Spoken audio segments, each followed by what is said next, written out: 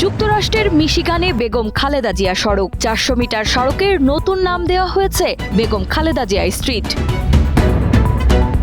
যুক্তরাষ্ট্রের মিশিগান অঙ্গরাজ্যের হ্যামট্রেমেক সিটিতে বিএনপি চেয়ারপারসন ও সাবেক প্রধানমন্ত্রী বেগম খালেদা জিয়ার নামে একটি রাস্তার নামকরণ করা হয়েছে।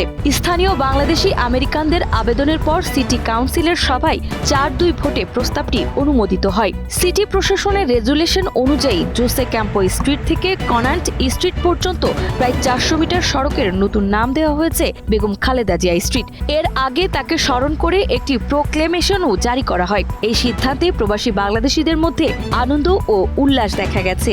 তারা এটিকে বাংলাদেশের গণতান্ত্রিক আন্দোলনের আন্তর্জাতিক স্বীকৃতি হিসেবে দেখছেন। কার্পেন্টার স্ট্রিটটাকে অনারারি বেগম খালেদা জিয়ার নামে এটা নামটা হবে খালেদা জিয়া স্ট্রিট। আমাদের আসলে অনেক বাংলাদেশি ভাই বোনেরা এখানে আমরা বসবাস করি। সবাই এটা শুনে আনন্দিত এবং সবাই এখন বর্তমানে এখানে মিশিগানে আমাদের আনন্দের সাগরে আমরা বাসছি। অ্যাটলিস্ট আমাদের দেশনেত্রীর নামে একটা রাস্তা আমরা পেয়েছি।